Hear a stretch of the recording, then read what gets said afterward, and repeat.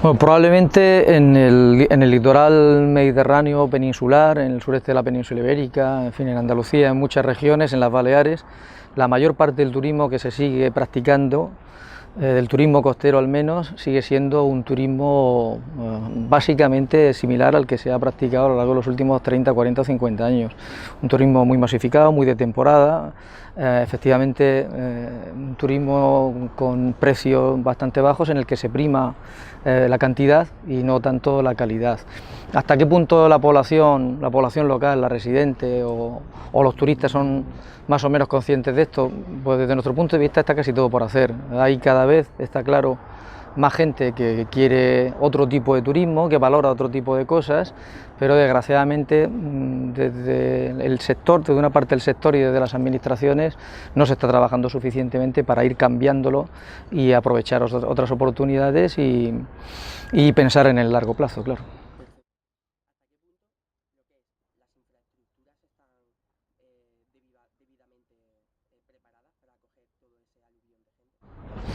Bueno, es cierto que a lo largo de los últimos 15 o 20 años algunas infraestructuras han mejorado. Aquí, por ejemplo, teníamos problemas de contaminación muy graves derivados de la escasez de depuración de aguas residuales, por ejemplo, y algunos de esos problemas se han reducido notablemente, pero otros, sin embargo, se han incrementado también de manera significativa, ¿no? Por lo tanto, yo creo que se puede afirmar claramente que en muchas zonas costeras todavía las infraestructuras no son suficientes y algunas en el futuro van a ser más insuficientes todavía porque a lo largo de los últimos años se está produciendo, al menos en algunas zonas, un incremento muy notable de ese turismo estacional, ¿no? En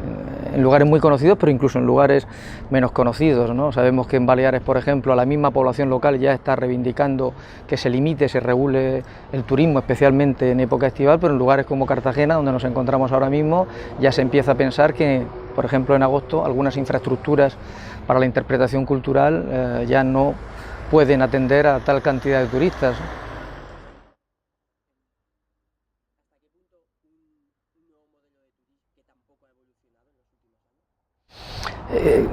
Claramente hay un sector de población que está no reivindicando o pidiendo, sino practicando un turismo diferente que hace 20 o 30 años era impensable. Por ejemplo, cuando hace poco más de 20 años poníamos en marcha la campaña por la Reserva Marina de Cabo de Palos y Las Hormigas, prácticamente todos los sectores que se verían afectados por la protección estaban en contra, porque pensaban que iban en contra de sus intereses. 20 y tantos años después, en Cabo de Palos, hay una enorme cantidad de población que depende del turismo de buceo, un turismo básicamente que va a conocer la naturaleza.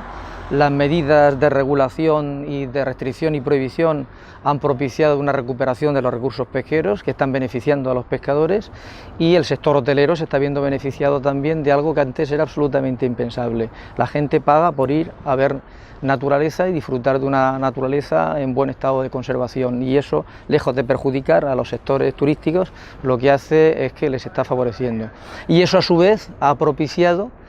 que en otros lugares de la geografía cercana, incluso los mismos sectores turísticos y empresariales, soliciten que otros sitios, como por ejemplo ha ocurrido muy recientemente con la reserva de Cabo de Palos, de Cabo Tiñoso-Zoía, también se declaren protegidos, basándose ya no en la necesidad de conservar el medio ambiente, sino en generar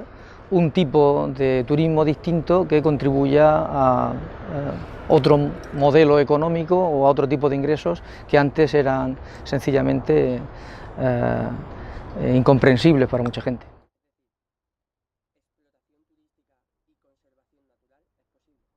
Y es necesario. La conservación de la naturaleza y el aprovechamiento turístico de la naturaleza es posible y es necesario y es además es la garantía de futuro para la sostenibilidad de algunos lugares de la costa o del interior, también en muchas zonas del interior, y además es una demostración de que es posible, está ocurriendo ya en muchos lugares, sin duda.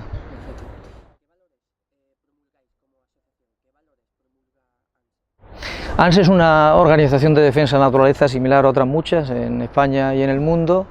que durante un periodo de tiempo, durante varias décadas, trabajó sobre todo en actividades de denuncia contra el desarrollo de proyectos que destruyan el medio ambiente, contra la contaminación, contra el incumplimiento de las normas de protección de la naturaleza o de la salud de las personas, y que a lo largo de los últimos 20 años aproximadamente, además de realizar una labor de denuncia, está desarrollando también proyectos de conservación. Tenemos nuestra propia red de reservas en la que intentamos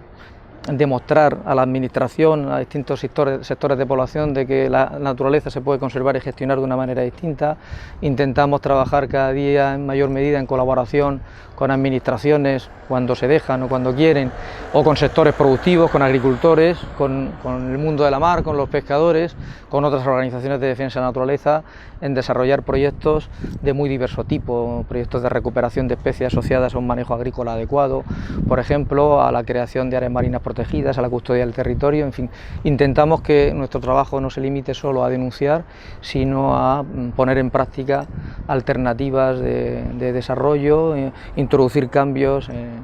en la forma de extraer recursos de la naturaleza, en hacer mucha educación, en intentar vincular cada día más gente en el mundo de la conservación de muy diversas maneras, como comentaba, que incluyen, pues entre otras cosas, por ejemplo, la restauración de este velero de época en el que nos encontramos ahora mismo, que pasó de ser pues un barco que se dedicó al tráfico de droga a estar desde hace alrededor de 15 años desarrollando proyectos de conservación del medio marino.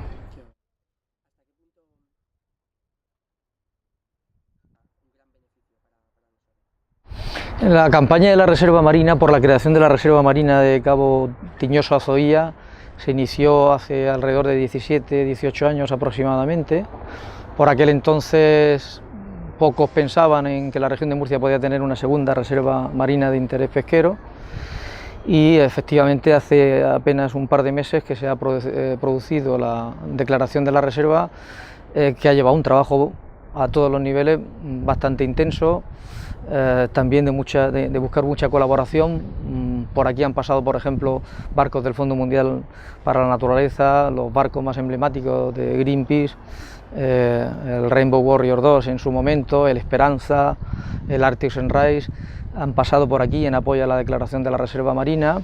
y también hemos logrado el apoyo desde los mismos pescadores que en su día se oponían a la declaración de la Reserva de Cabo Tiñoso, por ejemplo, de Cabo de Palos y las Hormigas. Actualmente están de acuerdo con la Reserva de Cabo Tiñoso-Azoía, o el mismo sector del buceo que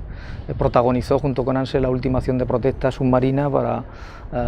insistir en la declaración de la Reserva Marina. Hay otras muchas cosas que no se conocen, hay pequeños logros que para nosotros son muy importantes, y que normalmente no tienen mucha trascendencia. Por ejemplo, el trabajo que desarrollamos en el campo de Cartagena en colaboración con algunos agricultores para lograr que un pájaro muy desconocido, la canastera, se pueda reproducir en zonas de cultivo intensivo,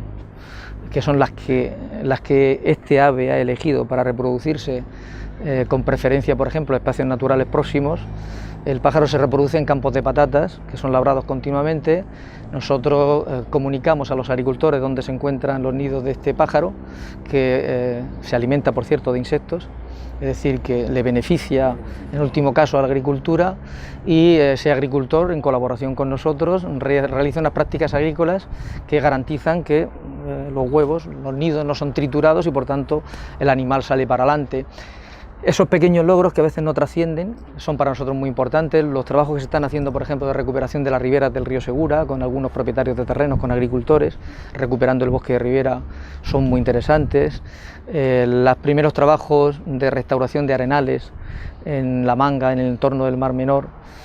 lugares que estuvieron a punto de ser urbanizados y ahora están viendo cómo se recupera su flora autóctona o se regulan los usos para evitar que sigan siendo destruidos, son para nosotros logros muy importantes. Pero luego seguimos con algunas batallas de logros parciales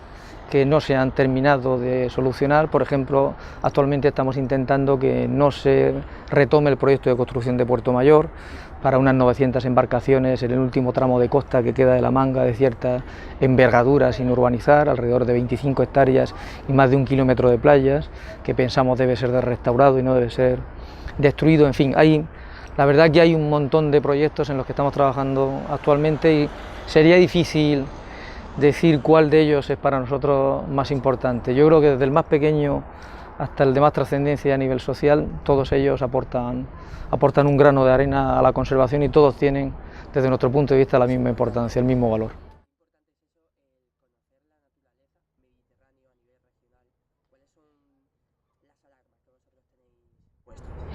Yo creo que en la mayoría de los casos están asociados a las malas prácticas de las actividades humanas y no tener en cuenta en esas prácticas de la actividad humana las limitaciones que impone la naturaleza de nuestro territorio y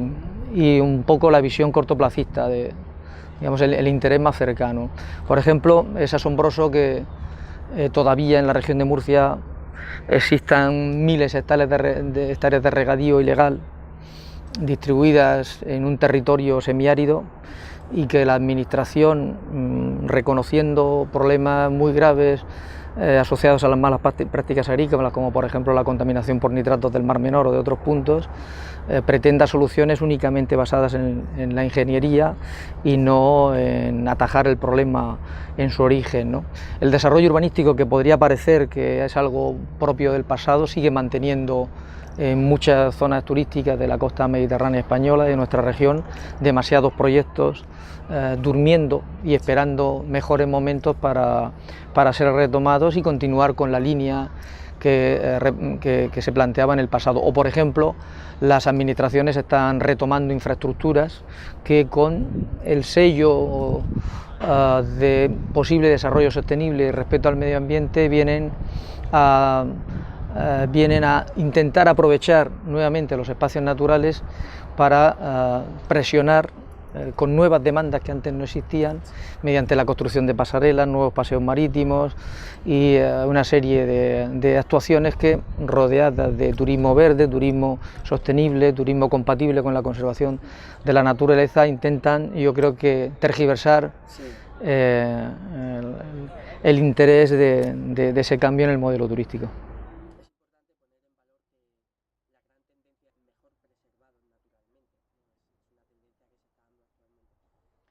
Lo que pasa es que eso se hace haciéndolo con la debida regulación.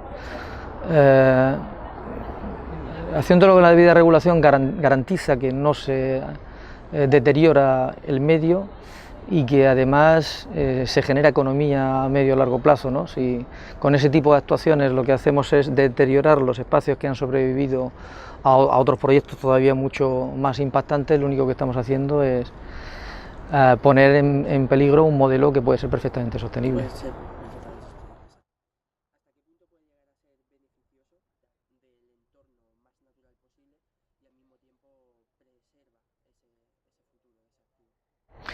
Yo creo que la aportación más importante que hacen, independientemente de que en un momento determinado puedan contribuir de alguna manera a los proyectos,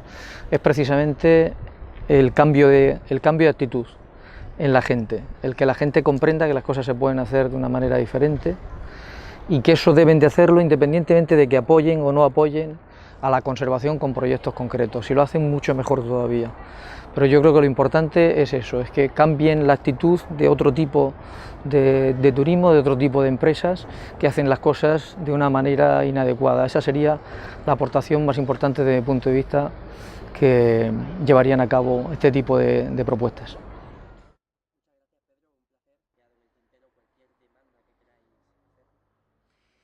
No, tal vez el único comentario es que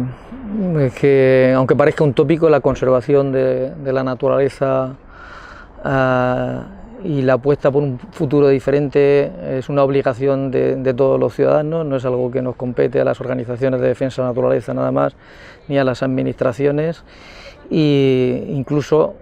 yo creo que la pelota está sobre todo en el tejado de la gente que hace turismo, que quiere seguir disfrutando de su tiempo libre, observando la naturaleza, acercándose a ella,